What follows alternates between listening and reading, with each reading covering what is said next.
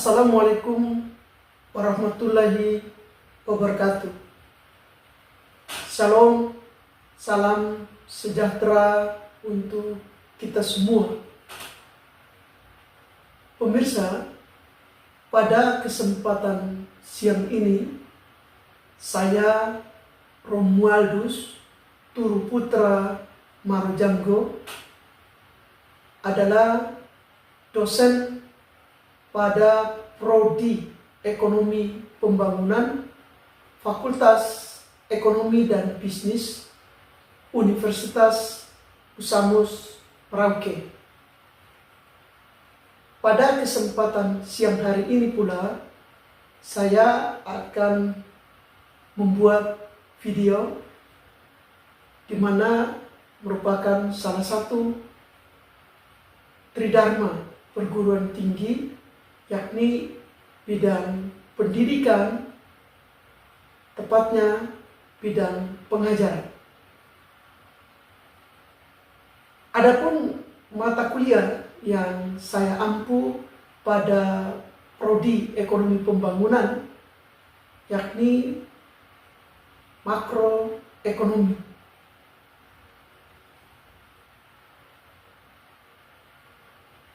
Di mana pada mata kuliah makroekonomi, tepatnya semester 2 atau semester genap dengan kode prodi D001 0703. Adapun capaian pembelajaran dan materi atau pokok pembahasan yang akan dibawakan pada mata kuliah ekonomi makro, di antaranya adalah proses pemahaman tentang sejarah dan ruang lingkup ekonomi, dengan pokok pembahasan adalah sejarah ilmu ekonomi, masalah dan tujuan kebijakan ekonomi makro, tujuan pembangunan ekonomi. Yang berikut, sejarah dan ruang lingkup ekonomi dengan pokok pembahasan pengertian dan tujuan dari ilmu ekonomi makro, bentuk kebijakan dari makroekonomi. Kemudian pembahasan tentang perekonomian suatu negara dengan pokok pembahasan sistem perekonomian, pola kegiatan perekonomian, dan pelaku kegiatan ekonomi. Yang berikut, penjelasan tentang teori klasik dan Keynes mengenai kegiatan ekonomi suatu negara dengan pokok pembahasan yaitu teori klasik dan teori Keynes. Kemudian memberikan pemahaman mengenai pendapatan nasional dengan pokok pembahasan pengertian pendapatan nasional, siklus aliran pendapatan nasional, metode perhitungan pendapatan nasional, pengertian dasar tentang perhitungan agregatif.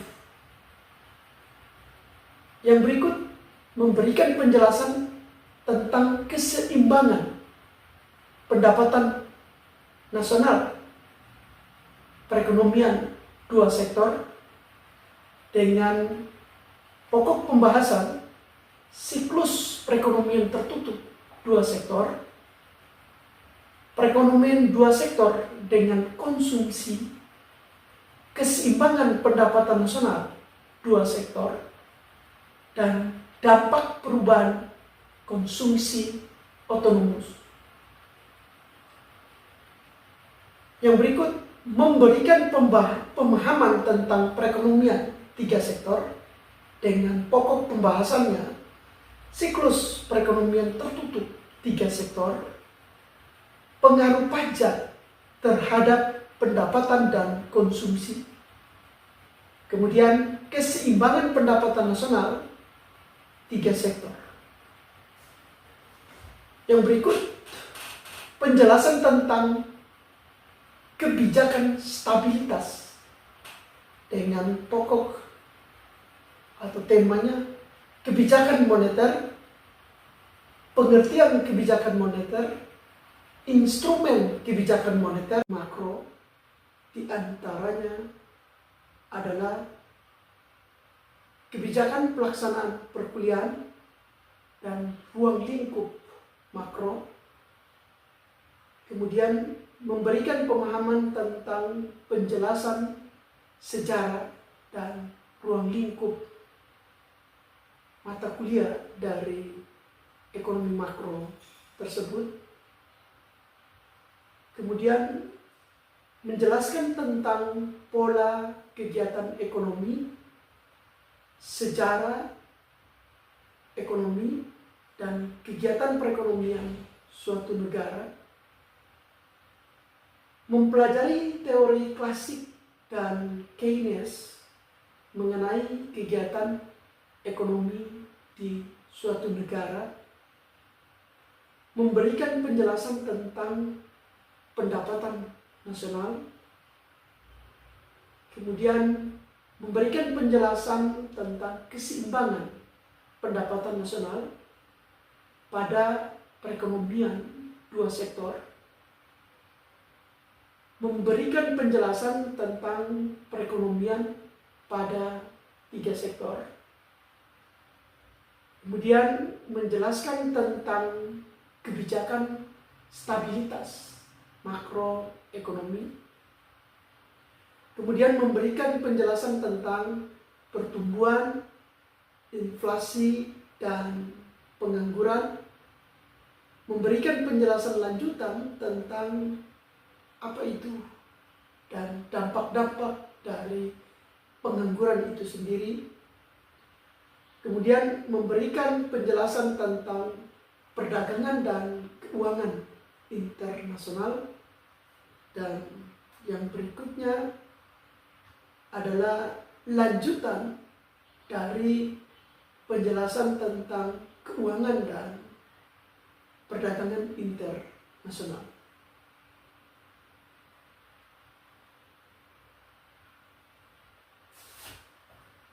Terima kasih dan sampai jumpa. Berikut kita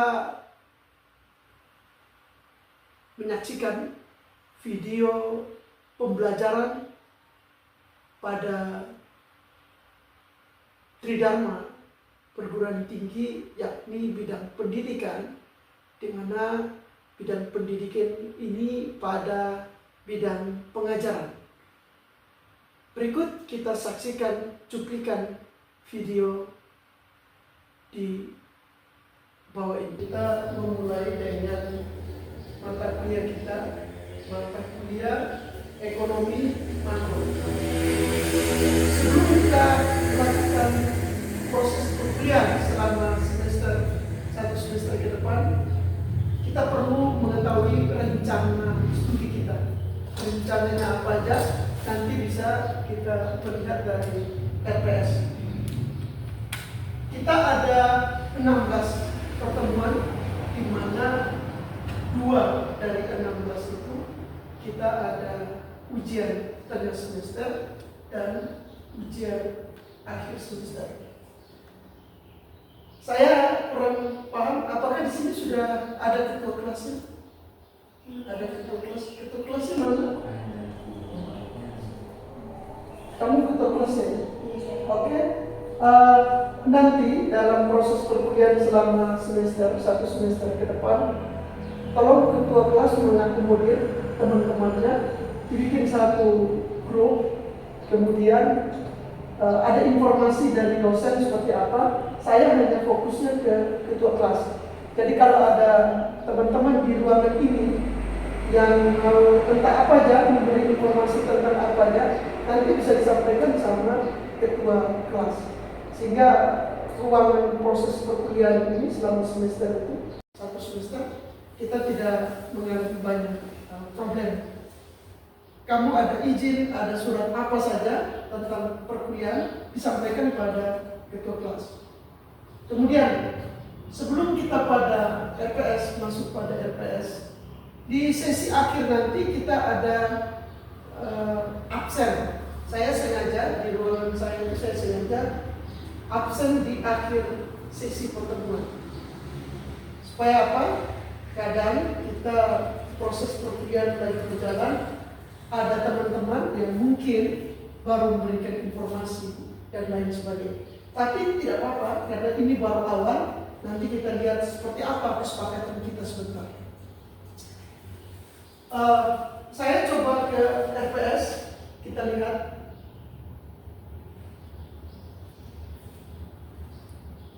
Ada beberapa materi atau buku sebagai bahan kita pada makroekonomi.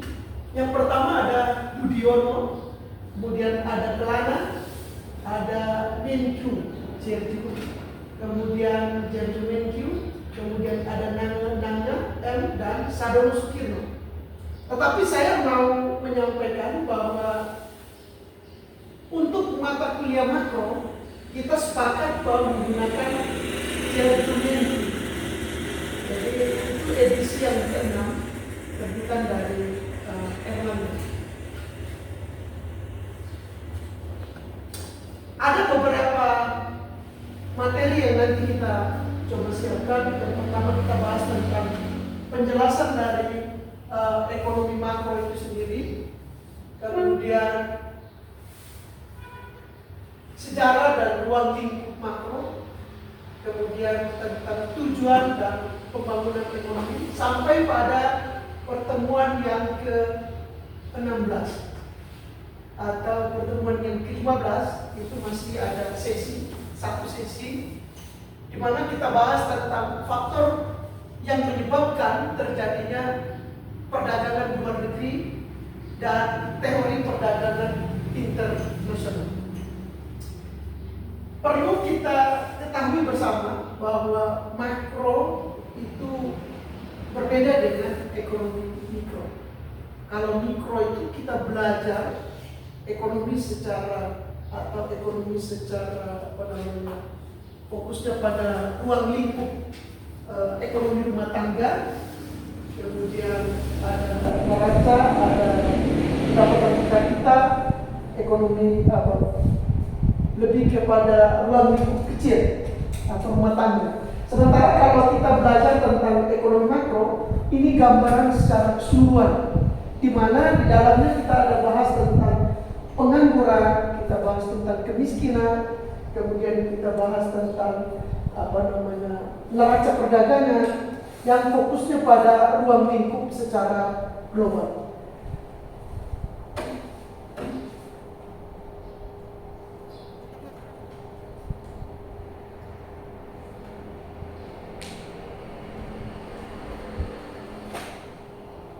Pada penilaian saya ada 4 sebetulnya.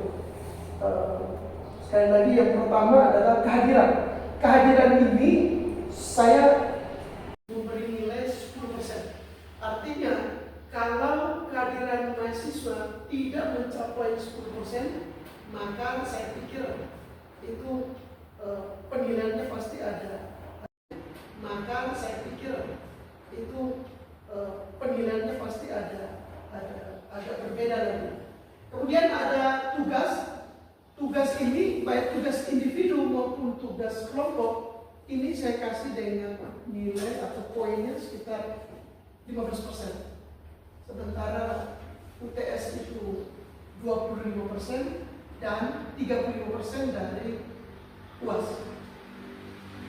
Kesepakatan kita selain materi ini, kesepakatan kita dalam proses perkuliahan yang pertama, ketika saya sebagai dosen sudah berada di dalam ruangan, maka saya berharap adik-adik tidak lagi masuk ke ruangan. Artinya apa? Pada saat jam proses perkuliahan materi atau mata kuliah makro, saya berharap adik-adik sudah ada di ruangan. Kurang lebih 10 menit atau 5 menit dan lebih awal. Sehingga ketika jam 10 kita mulai jam 10.00, maka saya akan masuk pada jam 10.00 dan saya mohon untuk tidak ada lagi yang terlambat. Saya pikir itu kesepakatan kita. Saya mau bertanya, apakah ada yang merasa keberatan ataukah seperti apa dari poin pemilihan? Silakan. Silakan. Bapak untuk kehadiran mahasiswa, semisal jam 9 dan 30 Pak. Jadi ini ada teman-teman yang tinggal jauh, sedangkan mereka tidak punya alat kendaraan. Jadi bisa tidak kalau sudah jadi yang 8 itu sudah masuk jalan. Jadi kalau yang 30 masih belum tiba di jam 8 itu masih ini, terus kalau sudah lewat dari jam 8 di sana tidak akan masuk. Yang lain ada yang menerima informasi dari teman-teman tadi, dia punya saran. Apakah teman-teman yang lain sepakat? Kalau kita sepakat, silakan.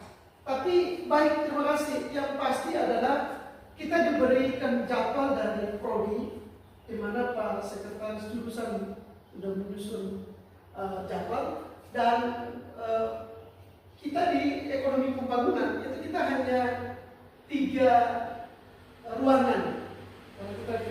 Kita punya 3 ruangan, dan karena kita itu dikasih jam 7.30, saya pikir itu kembali lagi dari kesepakatan. Tetapi biasanya keterlambatan itu toleransinya 5 sampai 10 menit toleransi keterlambatan. Nah sekarang bagaimana dengan misalnya teman-teman yang tinggalnya jauh? Nah kalau teman-teman yang tinggalnya jauh, berarti sudah bisa tahu saya harus tidur jam berapa, saya harus bangun jam berapa, dan ke kampus itu jam berapa.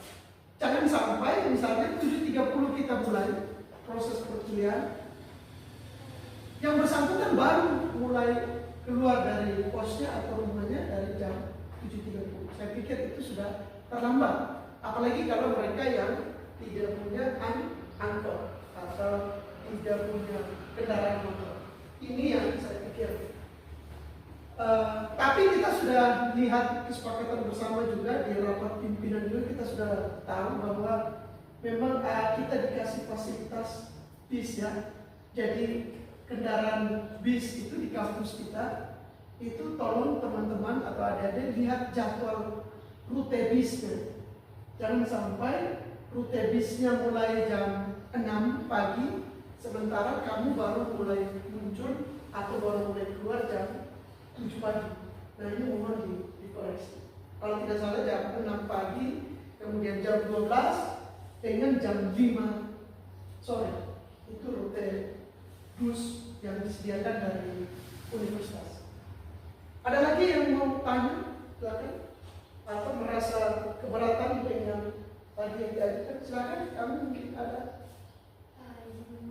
Pak, mungkin bisa kalau sebenarnya ada yang belum bisa tepat waktu, mungkin bisa kasih alasan yang jelas biar diizinkan untuk masuk gitu Pak. Tapi harus jelas alasannya. Baik, terima kasih. Jadi nanti di antara kalian ya, sepakat lagi seperti apa, nanti disampaikan di ketua kelas, lalu ketua kelas bisa menyampaikan ke saya selaku dosen di mata kuliah ini. Sehingga pertemuan berikut kita tidak lagi bingung atau tidak lagi saya kenapa terlambat, saya kenapa di luar sana. Saya pikir itu sesuai kesepakatan kalian. Nanti sepakatnya seperti apa disampaikan ke ketua nanti, sehingga disampaikan ke saya. Saya pikir itu ya. Baik, itu tadi kontrak kuliah kita dan kesepakatan kita. Kita masuk pada materi kita tentang ilmu makroekonomi.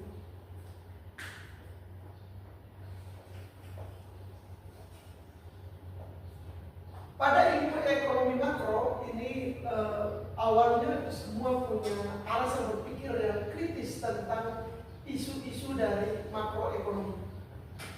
Hal penting bagi kita mencoba memahami mengapa sebagian negara itu tumbuh lebih cepat atau lebih lambat, atau sebagian punya fluktuasi inflasi dan pengangguran yang lebih besar.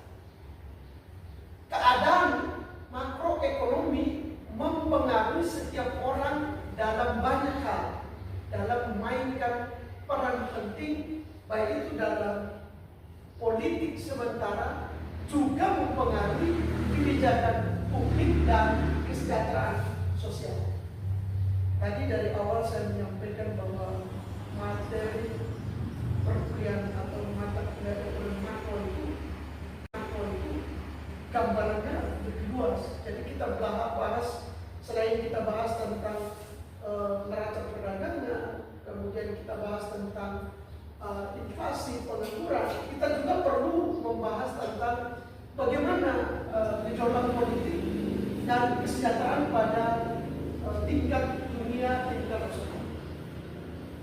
Kemudian ada beberapa variabel ekonomi yang penting perlu dan untuk digunakan ini mengukur performa ekonomi, di antaranya gross domestic product real, kemudian tingkat inflasi dan tingkat pengangguran.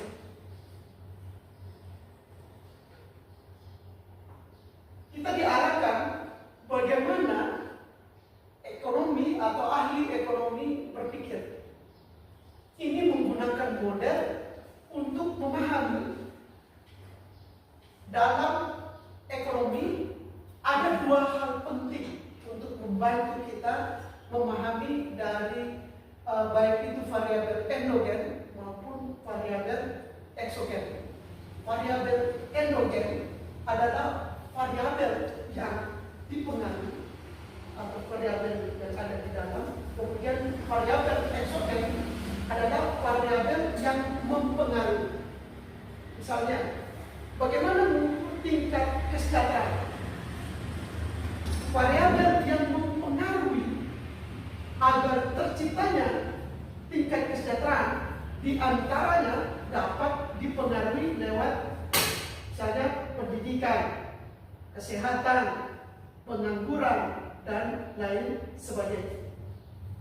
Yang masuk dalam variabel pendidikan, variabel kemiskinan, dan ini termasuk adalah variabel eksogen atau variabel yang mempengaruhi. Sementara variabel yang dipengaruhi adalah tingkat kesejahteraan. Kemudian kita lihat ada variabel endogen adalah variabel di dalam model, dan variabel eksogen adalah variabel di luar model. Pada contoh ini kita lihat misalnya pengaruh harga dan kuantitas, di mana harga ini dipengaruhi dari permintaan, kemudian kuantitas ini dipengaruhi oleh penawaran. Artinya apa? Semakin tinggi tingkat harga, maka apa yang terjadi dengan penawar? Kalau harga barang meningkat, apa yang terjadi dengan penawar? Apakah penawaran meningkat ataukah penawaran menurun? Penawaran menurun. Kenapa?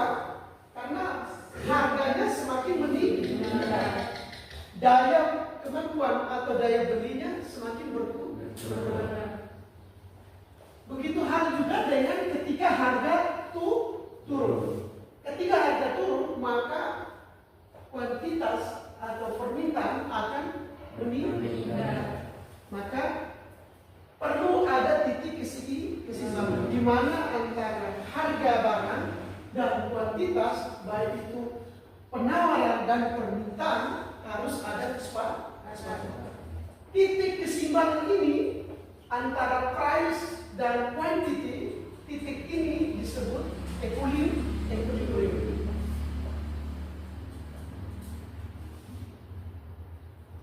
Kita melihat pada model permintaan dan penawaran. Ini adalah model ekonomi. Model ini menggambarkan hubungan antara pembeli dan penjual di pasar. Titik potong ini, titik di mana price dan quantity ini, titik ini disebut equilibrium.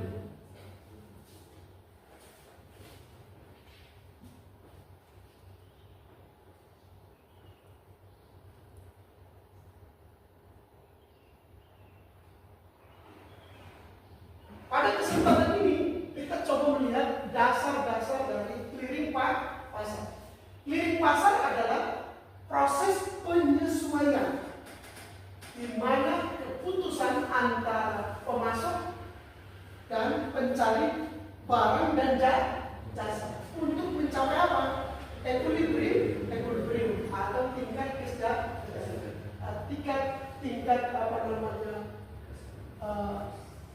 kesepakatan antara permintaan dan penawaran atau titik atau tingkat keseimbangan. Pada kesempatan ini kita melihat contoh misalnya kurva permintaan. Ketika permintaan miring ke bawah, berarti ketika Anda menaikkan harga. Pada kesempatan ini contohnya adalah CD ya, penjualan kepingan CD.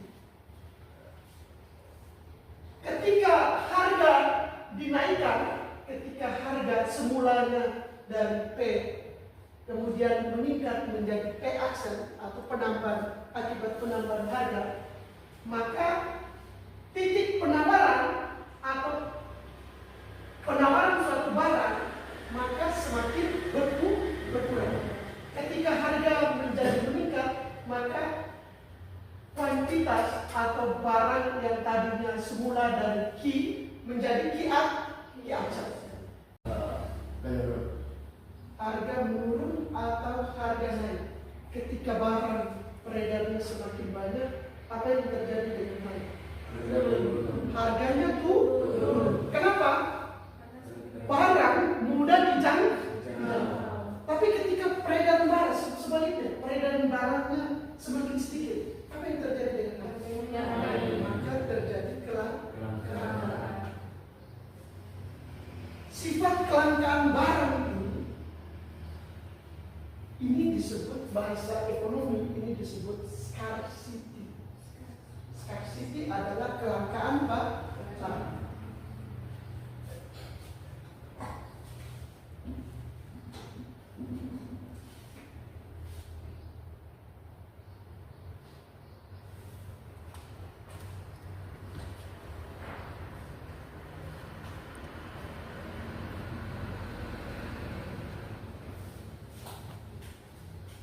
Kemudian pada materi kita yang terakhir, materi untuk pertemuan awal kita melihat secara gambaran keseluruhan.